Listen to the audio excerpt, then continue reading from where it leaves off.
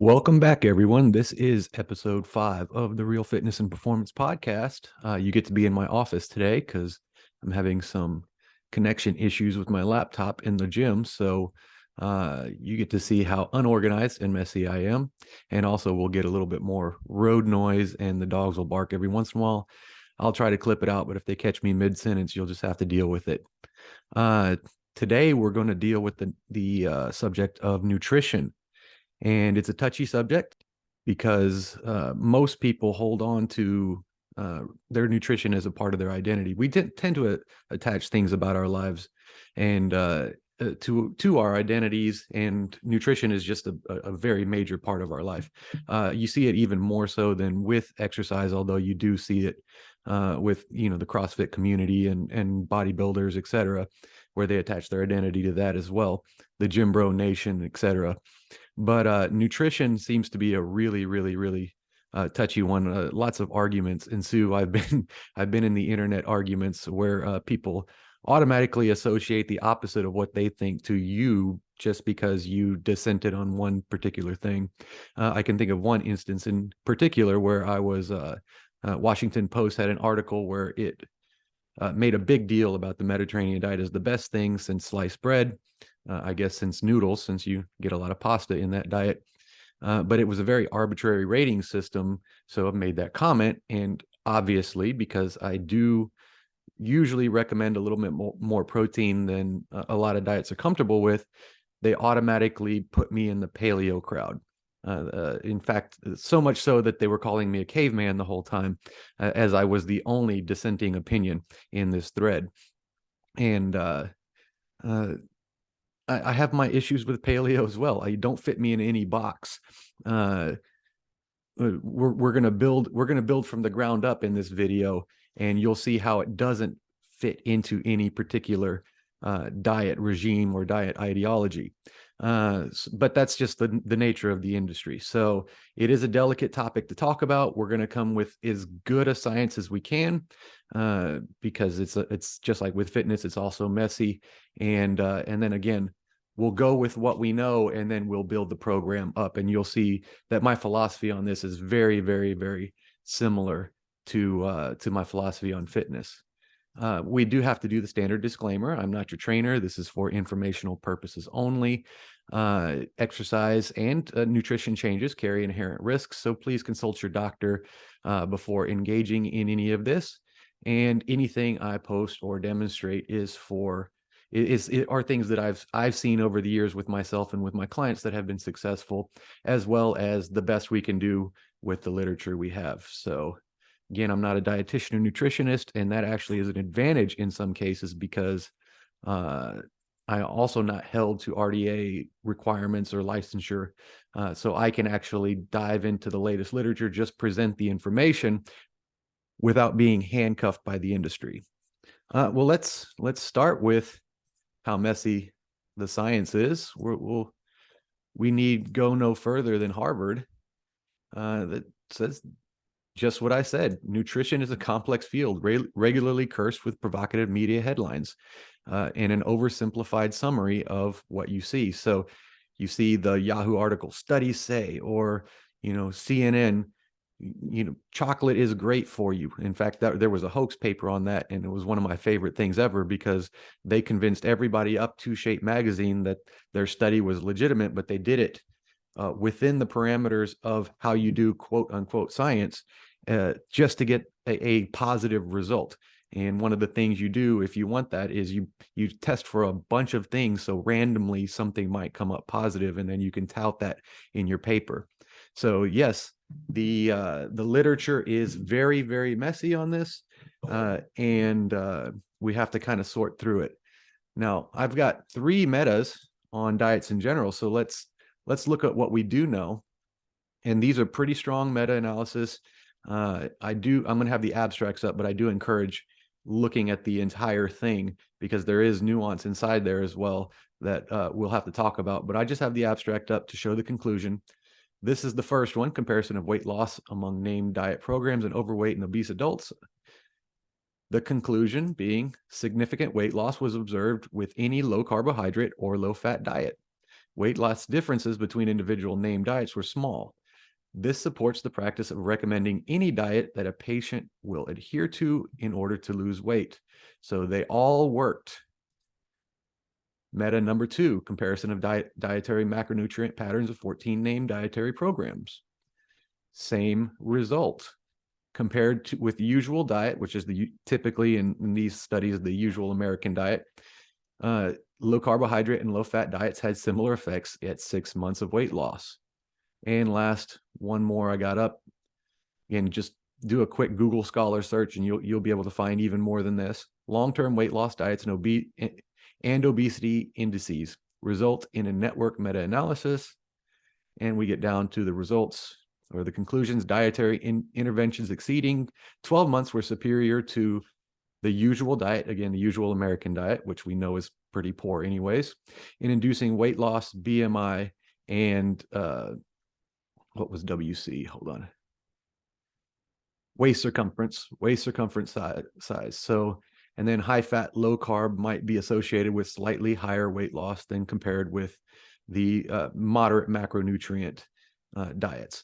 So those are 3 big ones. And what they tell us if we break it down is no matter if it's high carb, low fat, low carb, high fat, or all of these different named diets, which they did the most popular ones, including Mediterranean, DASH, Paleo, what were some of the others? Adkins was a big one in all of these. Completely opposite ends of the spectrum when you talk about diet, vegetarian diets versus carnivore diets. And at the end of the day, at the end of 6 to 12 month follow-ups, they all worked within pretty close to the same end result with each other. Everybody was healthier. Everybody had lost weight. Everybody had better blood markers. Adkins ended up with better cholesterol markers at the end of one of those analysis. I mean, who would have thunk, right? Because you can eat bacon and stuff like that. But maybe it's because they were less obese and all the internal systems within their body were working at a higher efficiency. So the main goal, when it comes to weight loss, they all work. So instead of fighting over what they have different, enter the mind of Sam, when I see something like that, I want to say, okay, of all of these 40, 50, 60 different diets, what do they all have in common? Well, the first thing they all have in common is energy restriction. Calories aren't everything, but they matter. If you want to lose weight, you have to use more energy than you are taking in, because all this is stuck to my side here. All that is stored energy. It's just a gas tank. And I have to convince my body to release some of that gas to fuel my body to keep going forward. So energy restriction is required no matter what diet you're following. Another thing they all have in common is they all have some sort of awareness strategy. We talk about food tracking. I say if you're not tracking, you're not trying. Well, for most people, that is the best start. In fact, even before you start trying to lose weight, start tracking your food, because you kind of need to know where you are. And it does several things for you, but some of the main ones are, first of all, you get the Hawthorne effect, which the Hawthorne effect is, you're being studied, so your behavior changes. You're putting that food into your food tracking software, whatever that is, or writing it in a notebook, in and of itself is going to cause you to change your behavior to some degree. The other thing it does is it helps us look for those things that might be the obvious changes. If you look over the course of a week or so, and you tally it up and you're drinking 24 sodas in a week, 24 full sugar sodas in a week. Well, now we've got an obvious thing that, yeah, you might still want it every once in a while, but gosh, dang it, we need to cut back on that. And the last thing they have in common is adherence. Adherence is key. You have to stick with it. So if it doesn't matter how good the intervention is, if you're just not going to do it. So the 3 things they have in common are they account for calories and energy. They make you aware of what you're eating. And if you could stick with it, it'll work. So with those 3 things in mind, why does the diet industry suck so much? Well, part of it is because extremes are sexy. Most times they have a theme, and that theme has legitimacy. So Adkins or keto will tout fat oxidation, insulin sensitivity numbers, the get you out of pre-diabetic, etc. Whereas something like the Mediterranean diet or the DASH diet will put cholesterol in your face. And any good writer can take the positives about something and write a good dissertation on it. So I could write you, people would say I'm not a huge fan of CrossFit, and for a lot of reasons, at least the modern version of it, because it's random, it's competition every day, et cetera, et cetera, et cetera. But there are a lot of good things about it, like multi-joint movements, high volume for the ladies, high intensity interval training. All of those things are good. So I could write you a great paper on it as long as I ignore all the things I don't like. So the same thing with diets. I could write you a great kind of print for Mediterranean diet if I focus on cholesterol. I could write you something great for keto if I focus on insulin sensitivity, for instance, or how your body reacts to fat oxidation over time. So we can take that one or two good things about your diet and then write a great paper about it. And as long as you stay in a caloric deficit, then you will end up having some good results. The problem is, if there's an extreme, just like with my fitness philosophy, you might suffer in the other direction. So if you maybe have issues with diabetes in your family and you choose the high carbohydrate, low fat diet, you might be shooting yourself in the foot. Not necessarily saying that so, but it could be the case. So we have to account for these things. And this is why I want to produce something where you can choose the best thing for you. And because we know they all work, as long as we follow some basic principles, then you could put something that's going to be the best thing for your body, but also something that you can adhere to over time. You can make a lifestyle change. And I know that's oversaid, but you can make a lifestyle change instead of just doing a diet for a little while. Now, the other big problem with the diet industry is everything is calorie focused. We know it's important from the other data, but at the same time, it never made sense to me that you would start with calories and then do percentages from there. Because if you want to reduce calories, well, everything within that framework would reduce as well. But not everything we eat is for energy. If everything we ate was for energy, this model would be perfect. But I eat for energy, but I also eat to replenish the materials in my body, or even gain material in my body if I'm training to get bigger and stronger. So your body is in a constant state of remodeling. All your muscles are remodeling, all your bones are remodeling, your organs are remodeling, your brain is remodeling, everything is remodeling constantly. It's somewhere on about 7 years that every atom in your body is different than what you have currently in this second. So it's to such a degree that everything is going to be new in about 7 years. So if we need these building blocks to put us together, then we need to think of diet as more than just energy needs. Now, that number, keep that number in mind, because we do know that ingestion of that much food for your height, weight, age, etc., is going to be around where you'll start having weight gain. But we want to start thinking of the food we eat differently, which is where we get to the macronutrients: protein, fat, and carbohydrate. Well, carbohydrate is the easiest one. It's just energy. Plants take energy from the sun, pull together gases and minerals from the earth and bond them together in chemical bonds, which just stores the energy. You eat the plants, or you eat the animal that ate the plants, and you break those bonds to create energy for your body. So carbohydrates are energy. Fats and proteins can be energy, but they are also materials. So protein, your body is a bunch of fats and proteins. Think of it like a car. All the metal in the car is the proteins, and all the rubber and wires are the fats. So you need them both. All your cellular membranes are lined with fats. That's how what controls absorption rates in your body. Cholesterol is made of fats.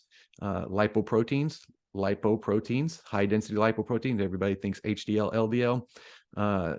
The lipo being fat, protein being what binds around it so it can travel through your blood. We'll do a whole cholesterol episode later, because I'm trying to keep this as brief as possible and as general as possible. But this is the thing. Both of them are important. You can't have your body without protein, and you can't have your body, and your body won't function without fats. All the enzymes in your bodies are proteins. All the cellular membranes are fats. Your brain is a lot of cholesterol.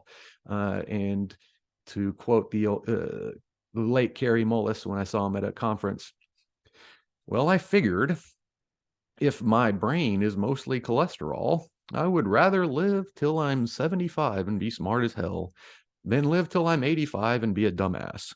So he is the inventor of DNA PCR, or one of the inventors of DNA PCR. Got to see him at a conference, but that was his little bit on cholesterol. But they're all important. There are no demons. Your diet is not your religion. Don't demonize food. Just know that excess of anything is a problem. But back to the main point, fats and proteins are building blocks, and we want to supply our body with the materials it needs. And then after that, everything else is energy. So that leads us to the big question: how much do I need? Well, the RDA says, as far as protein goes, you need about 0.8 grams of protein per kilogram of body weight. So that comes out, they did the math for us, about 0.36 grams per pound of body weight. Now, there's a key word here, and we have to really, really, really, really take this into account, because you're here because of the exercise programs. This is for sedentary individuals, and it's regardless of age. The RDA recommendation is a broad swath of the general population, and assuming you're sedentary. If you get up in the morning and you just go about your daily life, you are above sedentary. So this is a bare minimum to keep you alive.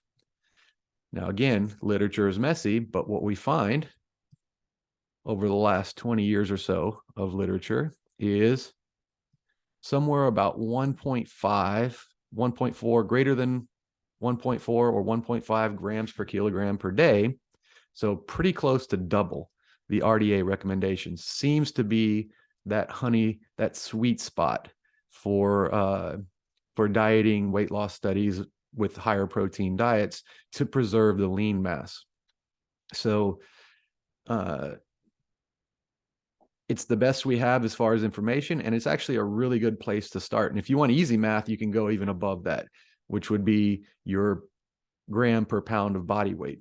That makes the math easy, but this comes out to about 0.75. We'll round up to 0.75 grams per pound of body weight. And when I show you how to put your macros together and your energy needs together, we'll see that number again. So that's where we get that from. And the best literature I could find is fat is somewhere around half that. When energy needs come into play, fat has twice the bang for its buck. So that we probably adapted to be about that way anyway. So the best literature I could find is about half that. So 0.75 grams per pound of protein, and somewhere around 0.4 grams per pound of fat. Now I have a spreadsheet I'm going to put in the show notes. It's going to be in that Google Drive that we're going to keep building as we go, and I'm going to show you how to use that. So let's just establish that protein is the building block. Instead of a percentage of your caloric intake, we're going to have a minimum number you have to meet. Then fats, instead of a percentage of your caloric needs, we're going to have a minimum number you meet. And then after that, we can assume the rest is energy needs. So again, not a perfect assumption, but it's a pretty dang good start. So we have our protein that we're going to use for our body. We're going to have our fat that we're going to use for our body. And then everything else is going to be energy. And the way I like to do it is that can be anything. Everything has an energy component. So if you want to explore a ketogenic diet, you think that's the thing for you, there you go. It can be the rest you fill up with fat. If you want to do an Adkins style diet, which tends to be similar to keto, but with a higher protein number, then you can fill that remaining number with proteins and fats.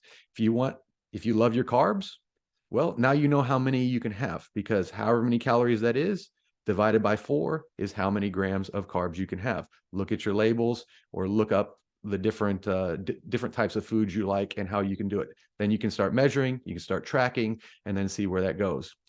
Well, let's go ahead and do an example macronutrient calculator. This is the spreadsheet that I have, and we have it's got 2 tabs, men, women. Of course, we'll just use me as an example. I am a male. I am 42 years old, almost 43. Weight exactly 200 pounds. Oops. Height 72 inches. Now, activity level, this is where it gets a little more complicated because it's a 1 to 2 scale. So if you are completely sedentary, that's a 1. If you are super, super active and exercise and train hard and you're the Goggins type, you're out there all the time every day, that's going to be a 2. And this is a modifier. So basically your resting metabolic rate, which is the number right before it, is going to be multiplied by this number. If you have a fitness watch, I have a Garmin, then you can actually see how close you are within the measurement error of what that number is going to be. So let's look at yesterday for myself, calories. Well, that puts me at about 1.6, 1.7. I guess it's the small screen, but that would put me at about 1 point, my resting calories versus my active. About 1.6 to 1.7 yesterday, which was a semi-active day. It wasn't my most active. It was a workout and then about 8 sessions of training, which is kind of an average day for me, not the most. So we'll go ahead and use that as mine. But most people, if you exercise and have a regular job, somewhere around 1.5. If you're super active and have a super active job like myself and train, then that can push up to that 2 number. Again, if you just have a regular job and train, exercise 3, 4, 5 times a week, maybe make that a 1.5. So resting metabolic rate, that's the energy I'm going to use no matter what. Then that's multiplied by that modifier to give me my total energy needs, which I'm going to highlight right here. So approximately 3,140 calories for the day. So that's pretty good. It's good to be active. Protein and fat. That's that 0.75 times my body weight. 150 grams of protein, fat 80 grams. Again, that 0.4 times my body weight. So these are the calories associated with that. And since we do, so this is how we kind of break it down. It's algebra from here on out. So I know my total calorie number. That's my Y, right? And then I find these constants. My constant is protein, 150 grams. Well, we convert that to calories, 600, and to subtract from the number, because we know we have a top number and we know not all of it's used for energy, but at some point you have to account for that top number. And then fat, that's 720 calories. So those two together get subtracted from that 3,100, and that gives me what I call the play calories. These are the ones that can be anything you want. They can be carbohydrates if I love my carbs. They can be all fat if I want to go keto. And again, just not to repeat myself too much, but those are the things that are adjusted. So if I want to reduce my calories, I do not touch my protein or fat. The protein and fat is non-negotiable, that minimum number. I only adjust the energy needs. And here I got it set to a 500 calorie deficit. So my energy needs go down to 1,320 calories. So that's how this works. That's the difference. And then you go from there and you fill that energy need with whatever you want. Could be alcohol, though I don't recommend it for general health to do that too much, but that counts towards your energy. So if you have 2 or 3 drinks a night, that's part of that process. Now we can start having freedom with our diet as long as we keep our eye on the goal and stay within these certain parameters.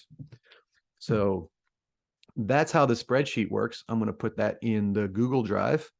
Let's look at an example of a day in the life of me. with those numbers. So this is in October. I was tracking all of the month of October. Anytime I want to do kind of a fitness push or a weight loss push, I always track again. You develop habits while you track, so you don't have to track for the rest of your life. But again, anytime I really want to make a push, I go back to it to refresh my skill set. So breakfast I did with kind of, not to get into details, but what's a pulse fast. It's all protein breakfast.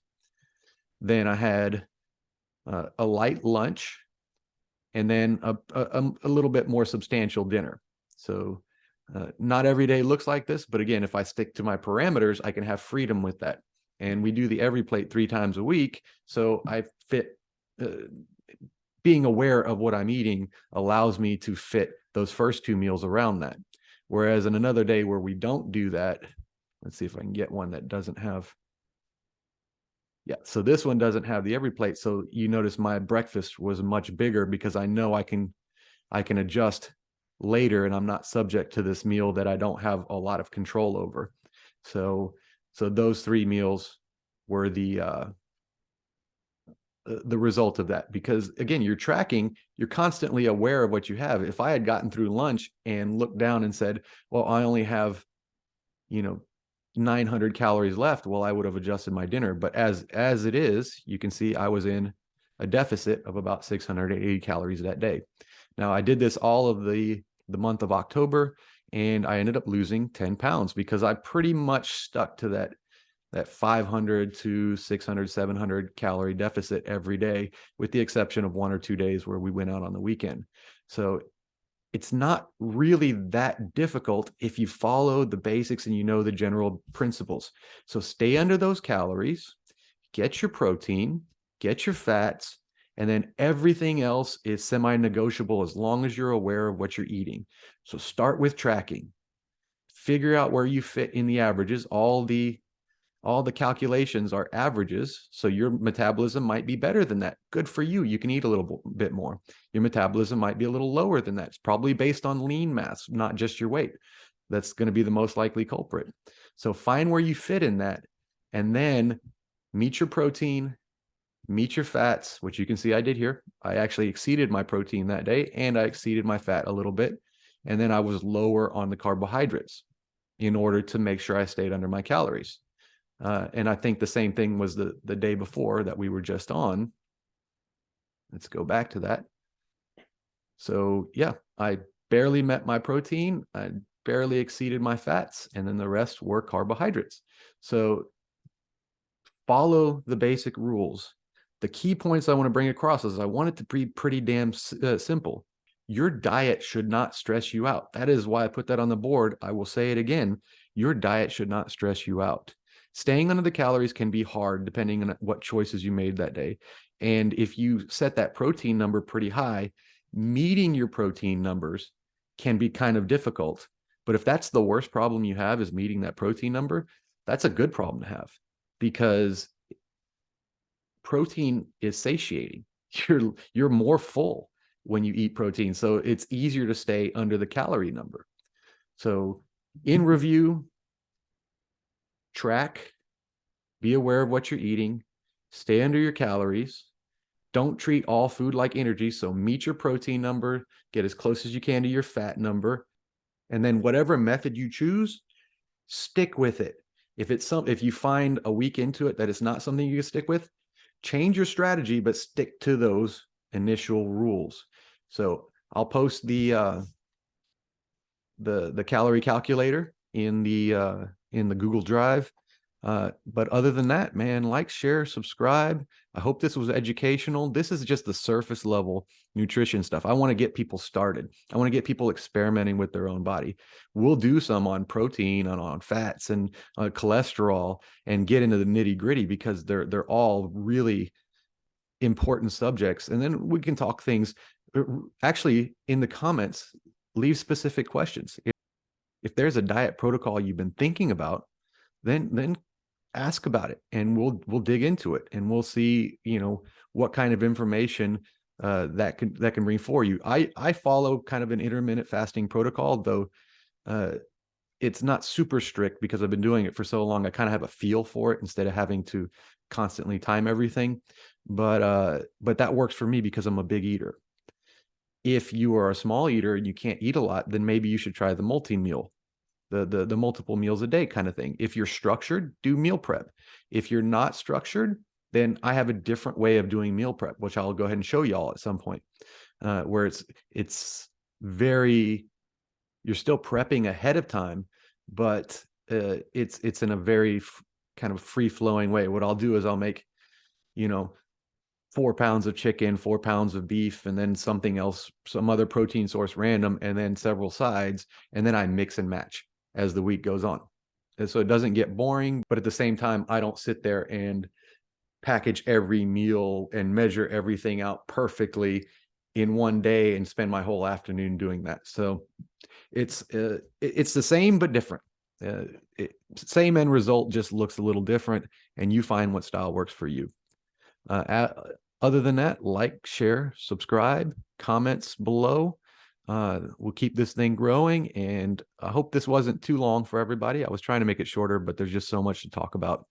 And we'll see you next time. Next time, we'll break out phase 1. So we had the starter program, and then we're going to go into phase 1 in the training programs, and I'll do an explanation of that. And also, here in the next day or two, we'll have the demos for day 2, 3, and 4 from the starter program. We'll see you next time.